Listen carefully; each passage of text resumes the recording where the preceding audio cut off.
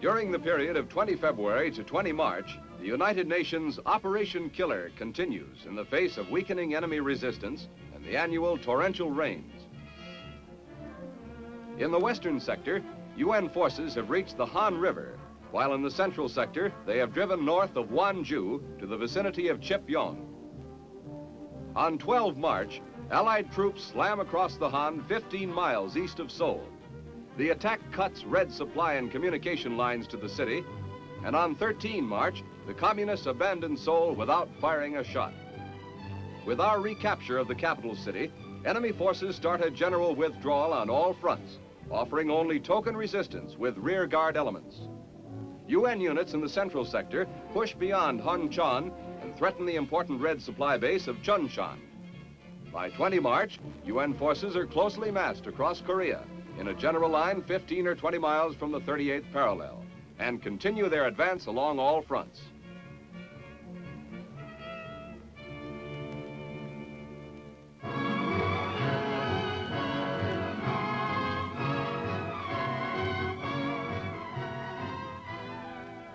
During the first week of Operation Killer, constant rains and the annual spring thaws produce quagmire conditions which do more to impede advancing UN columns than spotty red resistance.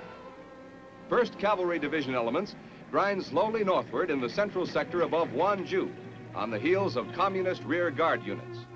The purpose of Operation Killer is identical with that of the UN's limited offensive of the preceding month. General Ridgway again emphasizes that enemy casualties are his main objective. C-119s of the Combat Cargo Command deliver artillery ammo to the 1st Cavalry in the central mountain sector, where the only troublesome red resistance is encountered. The load is ejected in a compact cluster, resulting in minimum spread on the drop zone. With road traffic mired, airlift operations again pay off to the advantage of our forces.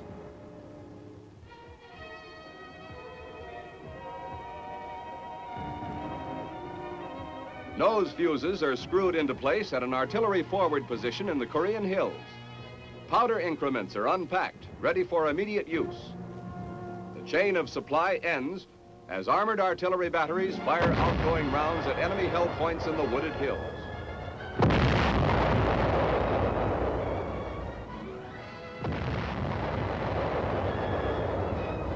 Here, white phosphorus shells pound communist positions.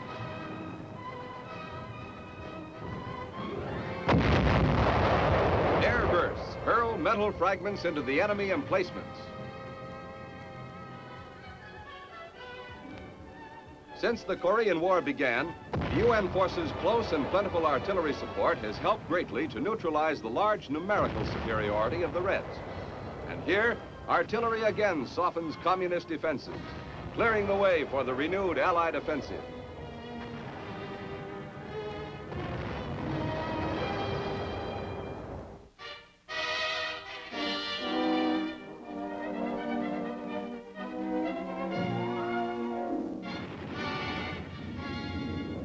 United Nations air power continues its around-the-clock pounding of men and materiel. Merciless attrition and interdiction sorties prevent the communists from consolidating in any large buildup of forces.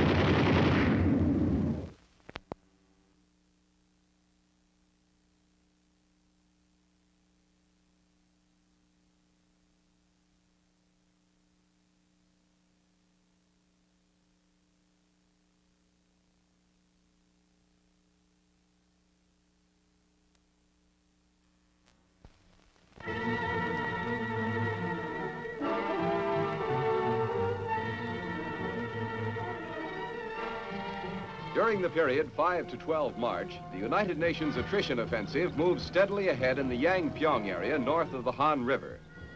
Across muddy and snow-streaked fields, troops of the 24th Division carry the battle to the enemy, with a heavy strike at strong communist forces entrenched on the western foothills of Korea's central mountains. Heavy armor of the United Nations moves up in close support of the 24th Division riflemen. The 8th Army's numerically superior armor enables them to supply Allied foot soldiers with maximum support. These tanks, playing on the superstitious nature of the enemy, are painted with the markings of the tiger. Intensified armor-supported attacks of this kind are rolling back the Red aggressors along most of the front and are preventing them from initiating any offensive action of their own.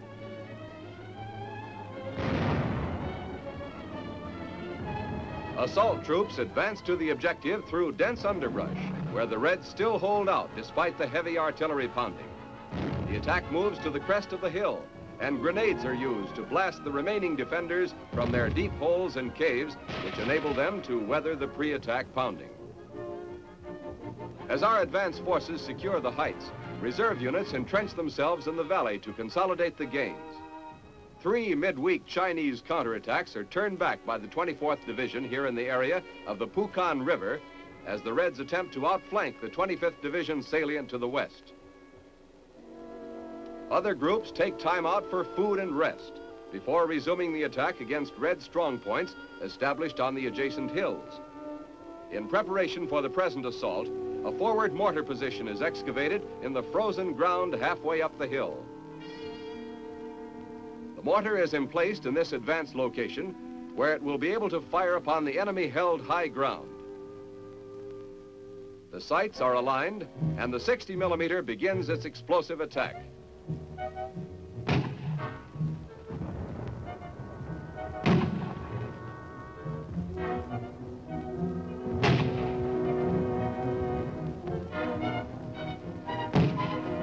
A recoilless rifle is brought into action against the stubborn resistance. A machine gun lends its firepower as the advance gets fully underway.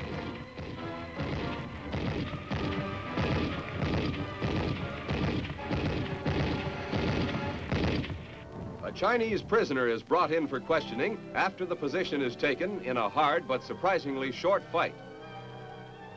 The PW is uncertain of what treatment to expect, and anticipating the worst, he warily eyes his captors as they execute only a thorough search.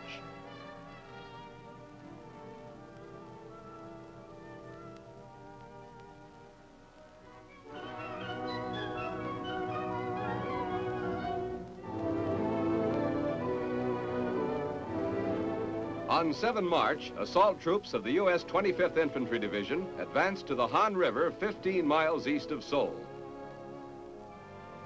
Elements of the 27th Regiment take time out for food before resuming the advance. Because of its frequent use in emergency action, this regiment has come to be known as the Fire Brigade.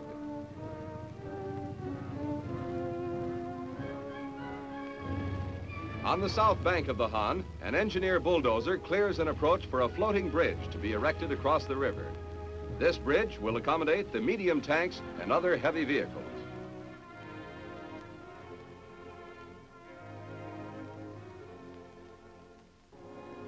The 25th Division crossing begins early. The craft were brought up from the rear during the long period of waiting since the United Nations troops first reached the Han early last month. Elements of this crossing encounter little or no enemy resistance.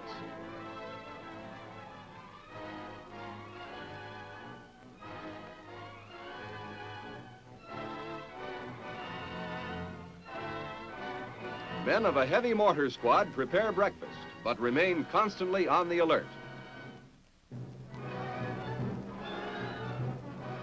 The call comes.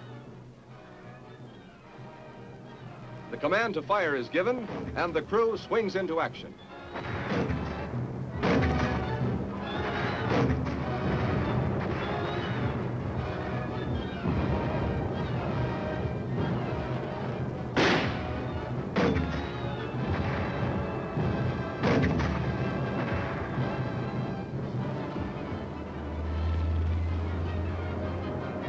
A tank adds its lethal punch.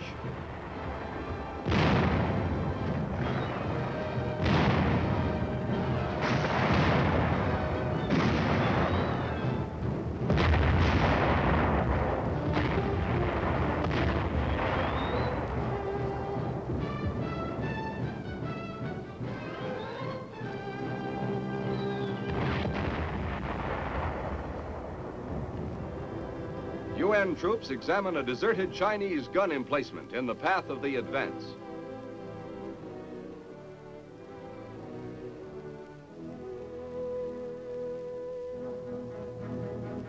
A causeway for a footbridge across the Han is constructed.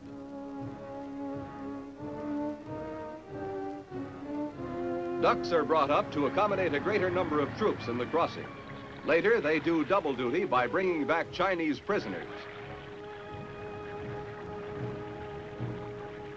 A short 2 hours after the initial crossing, engineers are well along in their construction of a footbridge. This bridge will provide additional means of crossing for larger groups of infantrymen.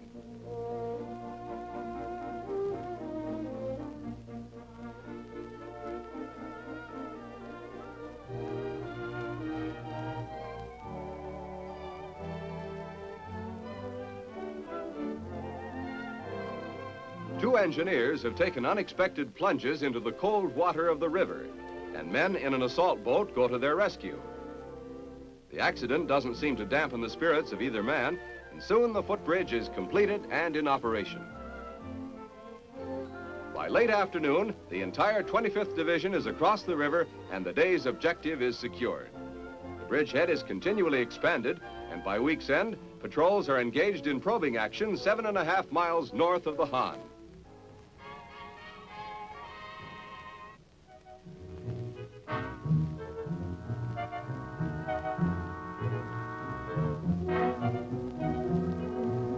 By mid-March, the renewed United Nations offensive is rolling steadily forward, nearing the 38th parallel.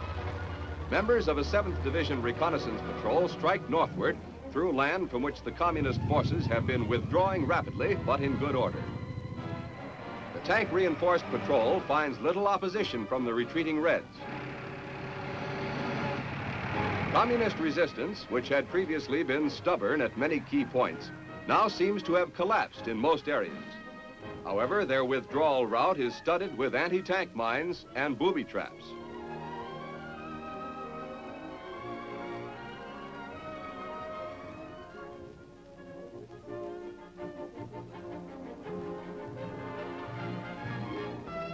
Mine detectors sweep the narrow roads. Engineers repair a road dynamited by the retreating Reds. The collapse of communist resistance below the parallel seems to indicate that the Reds hope to prepare their spring offensive in North Korea, unmolested by UN ground attacks. The blasted area is quickly restored, and the patrol continues toward the boundary line. Enemy casualties are low as the communists, pulling back mostly at night, carry out their retreat according to careful plan.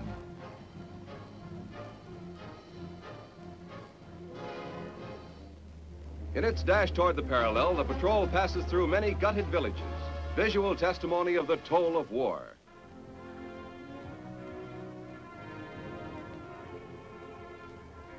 One tank wallows in a stream, disabled by an enemy mine cleverly placed at the stream ford. Although time is precious, an attempt is made to tow the disabled tank from the water.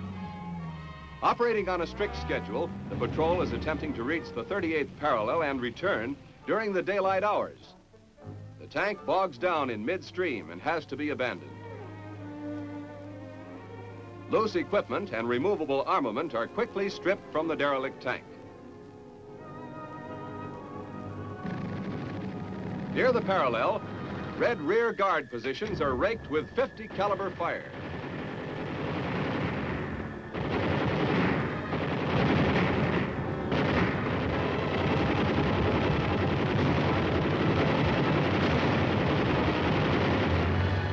Miles short of their objective, the patrol finds a demolished bridge blocking further advance and heads back to report on enemy activity encountered.